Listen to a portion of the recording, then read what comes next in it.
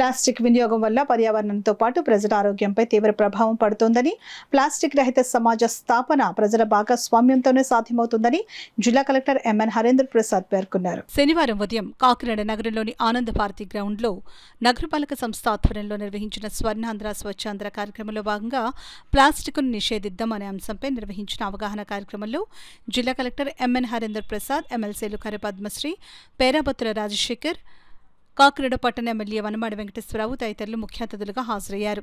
నగరపాలక సంస్థ commissioner NVV Satyanarayana అధ్యక్షతన ఈ కార్యక్రమం జరిగింది. ఈ సందర్భంగా కాకినాడ నగర పరిధిలోని పారిశుద్ధ్య కార్మికులతో జిల్లా కలెక్టర్ మాట్లాడారు. ఈ సందర్భంగా జిల్లా కలెక్టర్ ఎంఎన్ హరేంద్ర ప్రసాద్ మాట్లాడుతూ, రాష్ట్ర ప్రభుత్వం ప్రతిష్టాత్మకంగా నిర్వహిస్తున్న స్వర్ణాంధ్ర స్వచ్ఛాంధ్ర కార్యక్రమంలో భాగంగా ఈ నెలలో సింగిల్ యూజ్ ప్లాస్టిక్ పూర్తి నిషేధమనే ఇతివృత్తంతో ముందుకు వెళుతున్నామని అన్నారు. ప్లాస్టిక్ ను ఎక్కువగా వాడే సాధారణ ప్రజలు ఇందులో బాధ్యతగా పాలుపంచుకోకపోతే నిషేధం విజయవంతం కాదని అన్నారు. నిత్య జీవితంలో ప్లాస్టిక్ కవర్లకు బదులుగా మార్కెట్కు వెళ్లేటప్పుడు పూర్వంలాగే ప్రతి ఒక్కరూ గోనె సంచి లేదా బట్ట సంచిని వెంట తీసుకుని వెళ్లే అలవాటును తిరిగి ప్రారంభించాలని కలెక్టర్ పిలుపునిచ్చారు. శాసన మండలి సభ్యులు పేరాబత్తుల రాజశేఖర్ మాట్లాడుతూ, ప్లాస్టిక్ను సమాజం నుండి పారద్రోలడం కేవలం చట్టాలు, నిబంధనల ద్వారా సాధ్యం కాదని, ప్రజా చైతన్యం, స్వీయ నియంత్రణతోనే ప్లాస్టిక్ రహిత సమాజం సాధ్యమవుతుందని ఆయన స్పష్టం చేశారు. ప్లాస్టిక్ నివారణపై జిల్లా కలెక్టర్, మున్సిపల్ కమిషనర్ తీసుకున్న నిర్ణయాలు ఎంతో అభినందనీయమని అన్నారు. ఎమ్మెల్సీ కరి పద్మశ్రీ మాట్లాడుతూ, సమాజానికి ఇల్లే పునాది అని, వంటింట్లో ప్లాస్టిక్ వాడకాన్ని తగ్గించాల్సిన బాధ్యత మొదట మహిళలపైనే ఉందని, ప్లాస్టిక్ రహిత సమాజ స్థాపనకు మహిళలే ముందంజ వేయాలని పిలుపునిచ్చారు. కాకినాడ సిటీ ఎమ్మెల్యే వనమాడి వెంకటేశ్వరరావు మాట్లాడుతూ, గౌరవ రాష్ట్ర ముఖ్యమంత్రి చంద్రబాబు నాయుడు గతంలో చేపట్టిన జన్మభూమి, క్లీన్ అండ్ గ్రీన్ వంటి కార్యక్రమాల ద్వారా పరిశుభ్రతపై ప్రజల్లో చైతన్యం తీసుకుని వచ్చారని గుర్తు చేశారు. ప్రస్తుతం స్వర్ణాంధ్ర స్వచ్ఛాంధ్ర కార్యక్రమం ద్వారా పరిశుభ్రమైన పచ్చదనంతో నిండిన ఆంధ్రప్రదేశ్ నిర్మాణానికి ప్రభుత్వం కట్టుబడి పనిచేస్తుందని అన్నారు. ప్లాస్టిక్ నిషేధంపై ఎన్నో సంవత్సరాలుగా ప్రచారం కొనసాగుతున్నప్పటికీ ప్రజల భాగస్వామ్యంతోనే పూర్తి ఫలితాలు సాధ్యమవుతాయని ఎమ్మెల్యే కొండబాబు అన్నారు. తొలుత జిల్లా కలెక్టర్ అందరి చేత స్వర్ణాంధ్ర ప్రతిజ్ఞను చేయించారు. అనంతరం ప్లాస్టిక్ను నిషేధిద్దాం అనే నినాదాలతో నిర్వహించిన అవగాహన ర్యాలీని జిల్లా కలెక్టర్, ఎమ్మెల్సీలు, ఎమ్మెల్యే కలిసి జెండా ఊపి ప్రారంభించారు. అనంతరం కాకినాడ పట్టణ వాసులకు పర్యావరణ రహిత జూట్ బ్యాగ్లను పంపిణీ చేశారు. కార్పొరేషన్ అదనపు commissioner KT Sudhakar, SC P Venkatrao, health officer doctor Prithvicharan, ఈఈలు కనకారావు, అర్జున్, శానిటేషన్ సూపర్వైజర్లు నాయుడు, రాంబాబు, కార్పొరేషన్ సిబ్బంది, సచివాలయ సిబ్బంది తదితరులు పాల్గొన్నారు.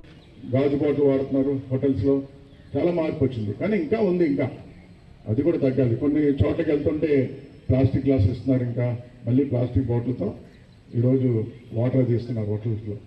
ఆ హోటల్స్లో కూడా మిగతా హోటల్స్ కూడా మార్పు చేసినట్టయితే ఆ బాధ్యత తీసుకోవాల్సింది ఈరోజు మన కమిషనర్ గారు, హెల్త్ ఆఫీసర్ గారు తీసుకున్నట్టయితే అది కూడా తగ్గుతుందని కూడా ఈ సందర్భంగా ఈరోజు మీరందరూ కూడా ఒకసారి ఆలోచించాలి. కాకినాడ నగరంలో ఉన్న ప్రజలందరూ కూడా, మీరు మనందరూ కలిసి టోటల్గా ఇప్పుడు మనం డ్రైన్ క్లీనింగ్ చేస్తున్నామండి. నిన్ననే అన్నీ చూసాం, మొత్తం అన్ని డ్రైన్లు కూడా క్లీన్ చేయాలని చెప్పి ప్రతి సమ్మర్లో ఎప్పుడు చేస్తూ ఉంటాం మనం.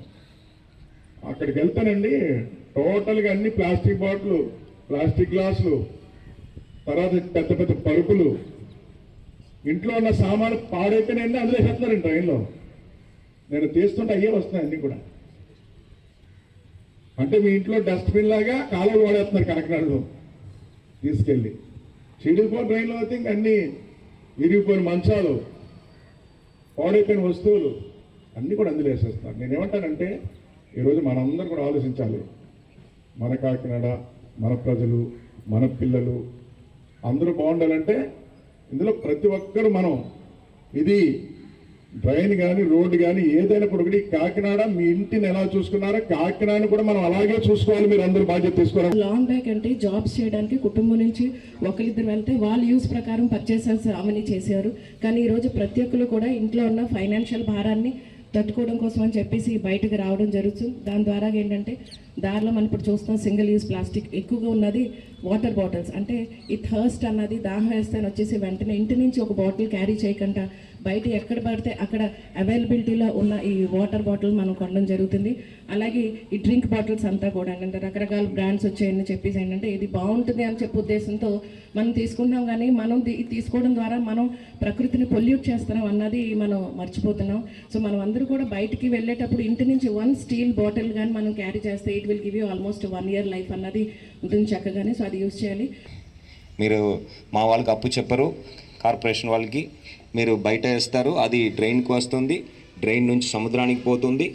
సముద్రం నుంచి మైక్రో ప్లాస్టిక్గా మళ్ళీ మీరు తినే చేపల ద్వారా మీకే వస్తుంది.